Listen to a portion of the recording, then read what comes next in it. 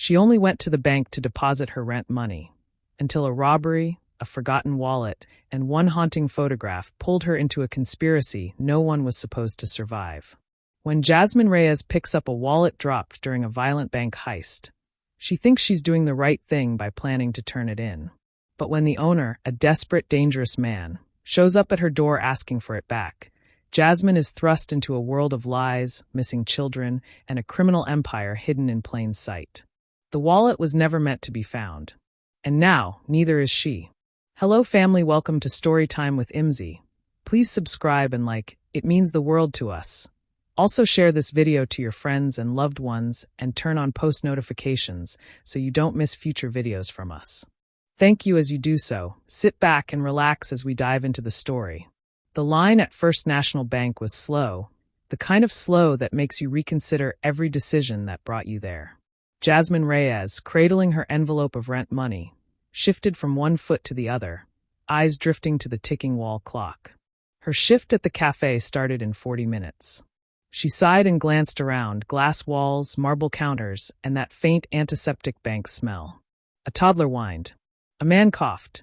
Life was ordinary, mundane. Until the door burst open. 3 figures stormed in, masks pulled low, guns raised, voices booming with panic-laced control. Everyone on the ground. Now, one shouted. Jasmine froze. Her mind split, half screaming to duck, half refusing to believe it. The tall man at the entrance fired a single shot into the ceiling. Marble dust rained down. People screamed. Instinct finally kicked in. Jasmine hit the floor, hands over her head, heart thundering like it wanted to break out of her chest. Don't be heroes, another man snarled, vaulting over the counter with a duffel bag in hand. He moved with purpose, like he'd done this before. Behind the glass, a teller sobbed. One of the robbers barked orders into a radio. The whole thing lasted less than 5 minutes. Chaotic, loud, terrifying, then suddenly quiet. A screech of tires outside. Sirens, distant but closing in fast. The robbers bolted, 2 sprinting out the front, 1 slipping through the staff hallway. Then silence. The kind that feels wrong. People began to stir. Crying, whispering. Jasmine slowly sat up, limbs trembling. No one was hurt, at least not visibly. A guard fumbled for his phone. Someone helped the toddler's mother to her feet. That's when she saw it, lying near the teller counter, half hidden under the corner of a toppled chair, a black leather wallet. She picked it up on instinct. It was still warm. No one seemed to notice.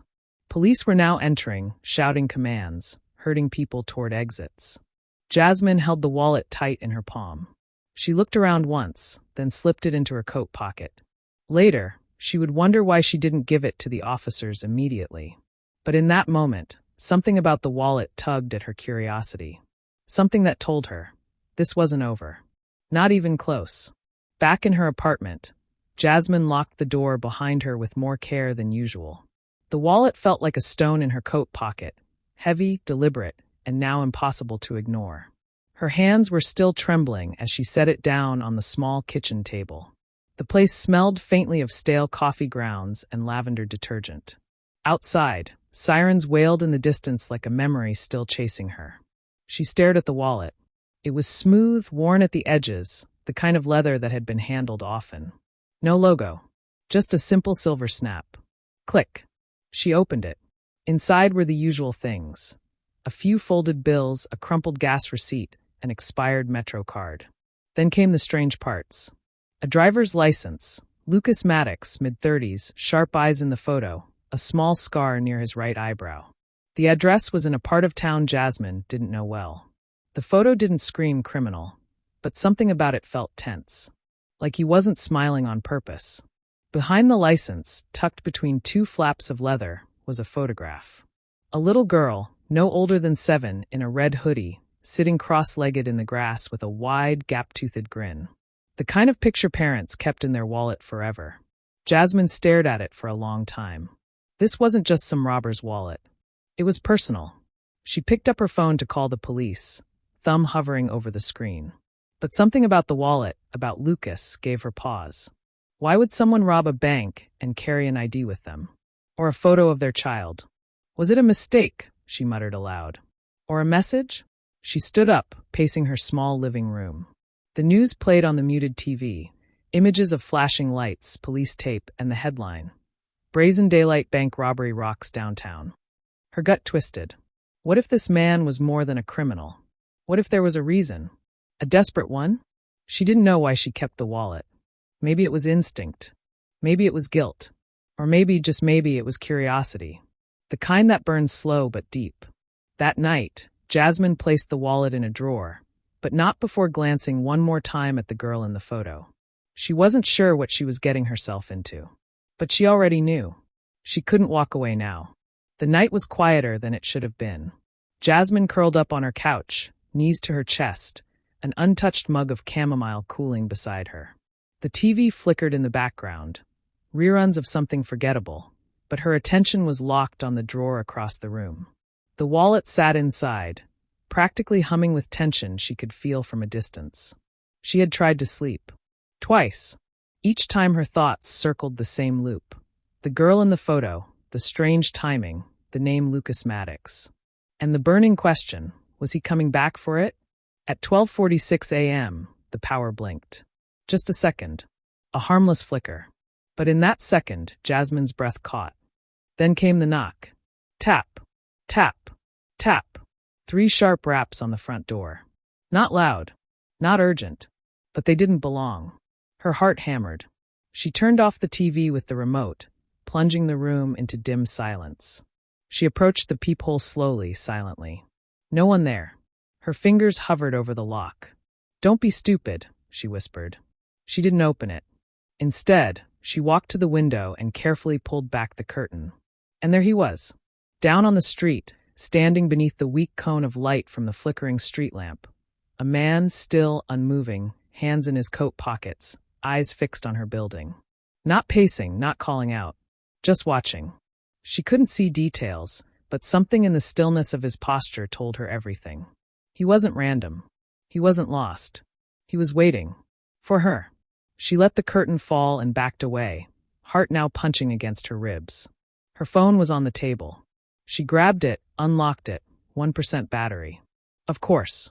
She swore under her breath, plugged it into the charger, and turned on the lamp by the couch. The man was still out there. A sudden movement, he looked up.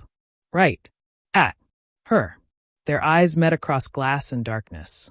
She dropped the curtain. Panic pressed against her like heat. She fumbled for the drawer, opened it, looked at the wallet as if it might offer advice. Why hadn't she turned it in? Why did she feel like the longer she held on to it, the deeper she sank into something she didn't understand? Then silence. She crept back to the window, pulled the curtain just a sliver. The street was empty. Whoever he was gone now. But Jasmine had the feeling that this wasn't over. He didn't knock to scare her. He knocked to send a message. I know where you are. And I'm coming. Jasmine didn't sleep. She dozed for minutes at a time, haunted by the tap of knuckles on wood, by a street lamp blinking over a silent figure. By morning, she had made up her mind. She'd take the wallet to the police, explain everything. It wasn't her problem. Whatever it was. But life, of course, had other plans. She was brushing her teeth when she heard the knock again. Not urgent. Not loud. Just deliberate. Tap. Tap. Tap. She froze, the toothbrush still in her mouth. Heart rate spiking. This time, she didn't creep to the peephole. She didn't check the window. She already knew who it was. She rinsed her mouth, wiped her hands, and walked to the door like someone moving through a dream. The moment her fingers touched the doorknob, her instincts screamed. Don't. But she opened it. Lucas Maddox stood on her doorstep. The man from the ID. From the streetlight. From the gut-deep feeling she hadn't been able to shake. He wasn't wearing a mask. His face was raw with fatigue, eyes bloodshot but sharp. Controlled. Like someone who had learned to live on the edge. He raised his hands slowly, palms out. No weapons. Just presence. Morning, he said, voice quiet. I'm not here to hurt you. I just want the wallet. Jasmine didn't answer. She noticed the small tear in his coat, the way one sleeve was damp, and how he stood just half an inch too far from the doorway, like he knew exactly what she was thinking. I know you have it, he said softer. And I know what you're thinking. Call the cops, turn it in, walk away. And you should. But not yet. She crossed her arms. Why not? Because if you do, people die. One of them might be my daughter. That caught her off guard. Her mouth opened slightly, but she said nothing. Lucas took a careful breath. Give me 1 hour. I'll explain everything. Then you can do what you want. Turn me in, keep the wallet, throw it in the river. Just give me that hour. She hesitated. Logic screamed no. Fear echoed it. But beneath all of it, something else stirred. The girl in the photo. That smile. That red hoodie. Talk, Jasmine said. Here. Right now. Lucas shook his head. Not here. You're being watched. She tensed, eyes darting to the windows. You think they're just looking for me? He asked. You picked up the wallet. That makes you part of it now, whether you want to be or not. Silence hung between them, thick with consequences. Jasmine glanced back into her apartment, at the drawer, at the shadows stretching long across her hardwood floor. Then she stepped out and closed the door behind her. 1 hour, she said. You screw me over, I swear I'll make you regret it. Lucas nodded once. That's fair. And together, they walked into a storm she hadn't seen coming. Jasmine followed Lucas through the side streets of the neighborhood, her boots echoing softly against the concrete. The city was waking up, early joggers, barking dogs, shopkeepers rolling up metal grates. But somehow, everything around them felt detached, muted, like they were moving under a different sky. He led her to a small, rundown diner on the edge of a warehouse district. One of those forgotten places with flickering neon and formica booths that had seen better decades. The waitress didn't even look up when they slid into a booth in the back. Lucas sat across from her, eyes scanning the window as he spoke. He didn't touch the menu. Didn't even pretend. I didn't rob the bank for the money, he said flatly. I was after a safe deposit box. Number 382. Jasmine frowned. That's insane. You could have gotten yourself killed. He gave a dry, tired smile. That was kind of the plan. She stared at him. What's in the box? He leaned forward, voice low. Evidence. Records. Photographs. Enough to bring down the man who took my daughter. Jasmine blinked. You think robbing a bank is going to solve that? No, he said. I think exposing a criminal network that uses legitimate banks to store and launder evidence of trafficking might. I didn't have another way in. Her stomach twisted. Trafficking. Lucas nodded. The man who took Isla, my daughter, he's not just some monster. He's a real estate mogul, owns half the damn downtown corridor. But he's also the center of a ring that moves girls, young ones. He's careful. He uses shell companies, offshore accounts, and banks like First National to hide everything. I had someone on the inside. She told me about the box. It's registered under a fake name, but it's his. I just needed to get to it. And the wallet? Jasmine asked. You dropped it? Lucas looked down, ashamed. It wasn't supposed to be with me. I had it hidden in the getaway car. Must have fallen out when we switched bags. That picture, it's the only one I still have of her. I couldn't risk the police finding it and linking it to me. If they connect the dots, they'll shut this down before the truth gets out. Or worse, he'll disappear. Jasmine watched him closely. He looked different now, less like a fugitive, more like a father on the edge of breaking. Desperate. Raw. But there was still that hardness in his eyes. The kind forged by months, maybe years, of living with no one to trust. And you expect me to believe all of this? She said. No, he admitted. I expect you to decide for yourself. That's why I brought you here. He pulled a flash drive from his coat pocket and set it on the table between them.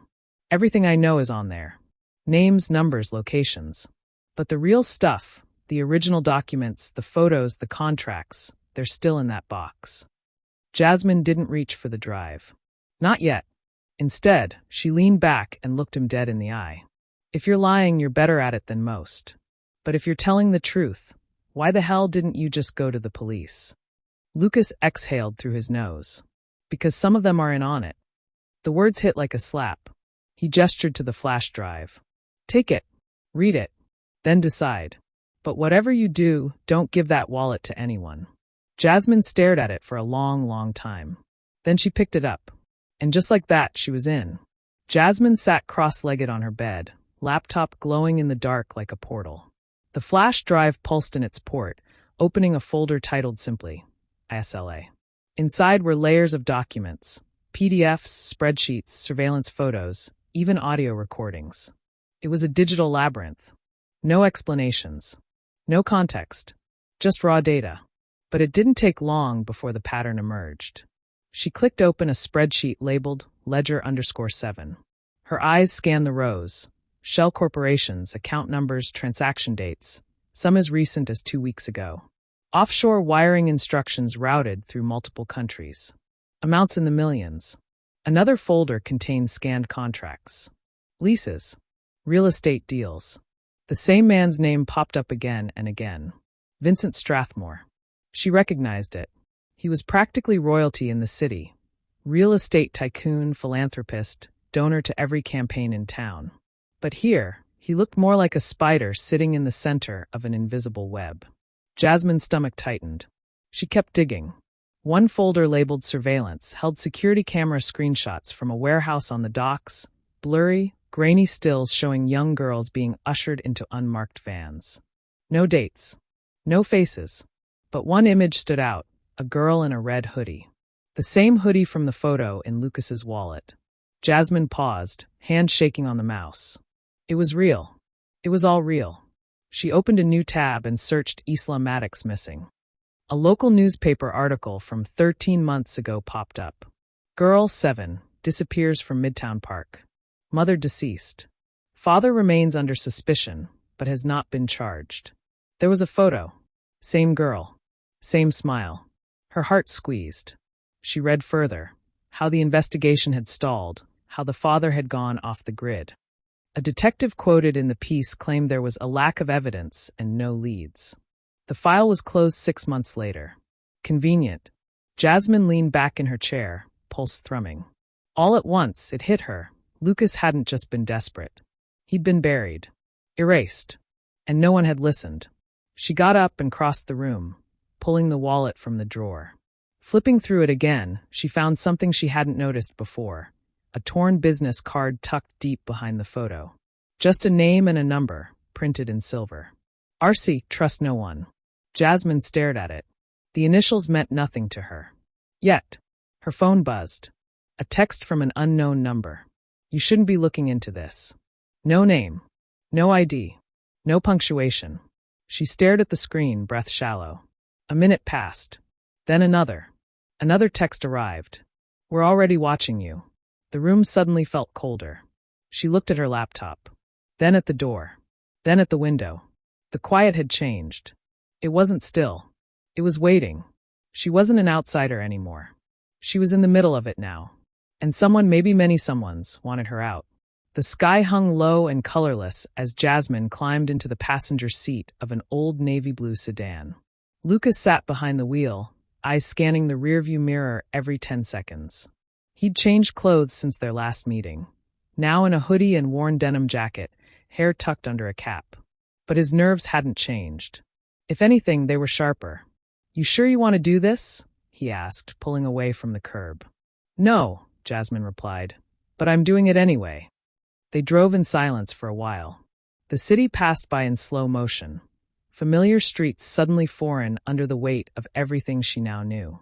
When they finally turned off the main road and approached the iron gates of First National's underground maintenance entrance, her stomach coiled.